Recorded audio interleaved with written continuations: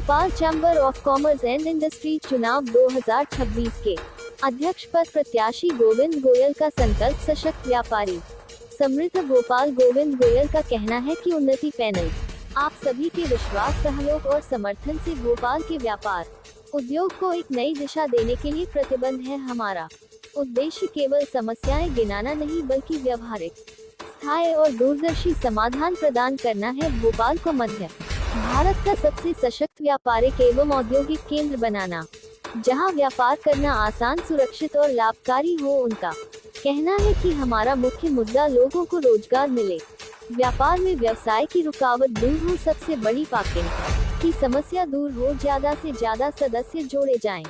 कई बातें हैं जिस पर चुनाव लड़ रहे हैं, ऐसे तो हमारे 12 प्रमुख संकल्प है जिस पर काम करके और सरकार व्यापारियों को एकजुट करके सरकार से समन्वय करेंगे, बातचीत करेंगे, व्यापारियों की समस्याओं का निवारण करेंगे। भोपाल में नए हब बनाएंगे। बैरागढ़ टेक्सटाइल का बहुत बड़ा मार्केट है, उसे टेक्सटाइल बनाएंगे। ट्रांसपोर्ट की दिक्कत को दूर करेंगे। जुमराती चौक ऐसी ही और इलाकों में पार्किंग की समस्या है, उसको दूर करेंगे। पूरे प्रदेश को अच्छे से अच्छा व्यापारिक प्लेटफॉर्म बनाने की कोशिश करेंगे। इन्हीं सभी समस्याओं को मद्देनजर रखते हुए गोविंद गोयल अध्यक्ष पद के प्रत्याशी के रूप में 1 फरवरी 2026 रविवार को अध्यक्ष पद के चुनाव लड़ेंगे। भोपाल के सभी व्यापारियों से अपील है, अपना कीमती वोट देकर गोविंद गोयल को विजयी बनाएं।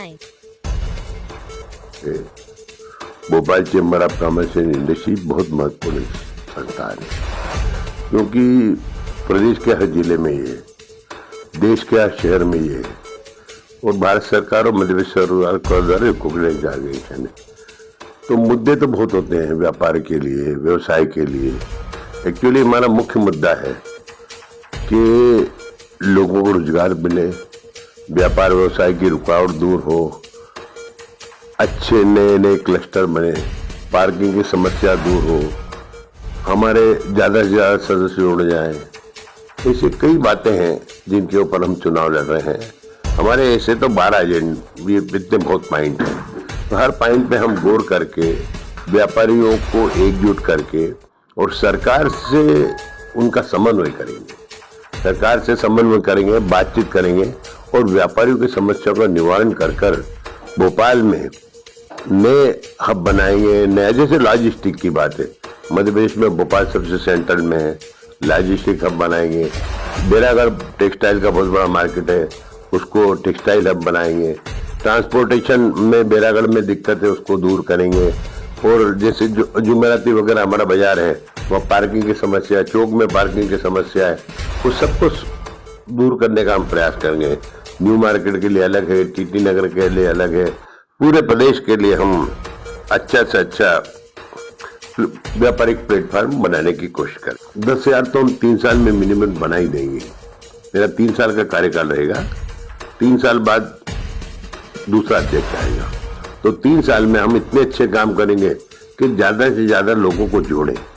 और पिछले कई सदस्य हमारे कुछ परिस्थिति में छोड़ गए, उनके लिए वन टाइम सेटलमेंट योजनाएं बनाएंगे, जिसमें उनको पिछले पैसे में कोई कंसेशन देके उनको जोड़ेंगे। तो हमारा उद्देश्य हम पूरा कर लेंगे, क्योंकि व्यापारियों को संगठित होना जरूरी है। जितने व्यापारी संगठित होंगे उतना अच्छा सरकार के सामने हमारा प्रेजेंटेशन रहेगा।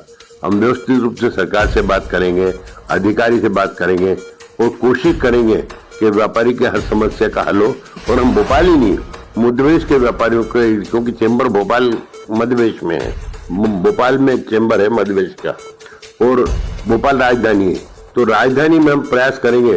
तो हम सोचते हैं पूरे मध्य प्रदेश के व्यापारियों को फायदा मिलेगा। आज गोविंदपुरा है, मंडीदीप है, आपका अचारपुरा ऐसे इंडस्ट्रियल हब बना है, नए इंडस्ट्रियल हब बनाने की भी सरकार से निवेदन करेंगे और ज्यादा से ज्यादा कोशिश करेंगे कि व्यापारी के हित में काम हो। सर, जन समर्थन आपको मिल रहा है, तो ऐसा लग रहा है कि लोगों को बहुत अपेक्षा है आपसे। निश्चित ही अपेक्षा होगी, क्योंकि पिछले अध्यक्ष जी ने अपनी टीम के साथ जोड़ नहीं पाए, वो उनको उन्होंने रात को 11 बजे एक मीडिया समूह में अपना व्हाट्सएप से इस्तीफा भेज दिया। बाद में पूछा गया कि टीम सहयोग नहीं कर रही है, इसलिए इस्तीफा दिया। जब इतने साल आपने काम किया तो टीम को सहयोग में लेना चाहिए ना। एक बड़ा परिवार होता है, जैसे चैम्बर भी एक बड़ा परिवार है, आपके घर में भी बड़ा परिवार होगा, बड़े परिवार में छोटे की, बड़े की, मौसा की, मौसी की, भाई की, रिश्तेदार की, सबकी सुननी पड़ती है। सबकी सुन के आगे बढ़ना चाहिए। उसमें कहीं न कहीं उसमें ध्यान नहीं दिया, हम उसमें ध्यान देंगे, सबको जोड़ेंगे और जोड़ के चेंबर को सशक्त संस्था बनाएंगे।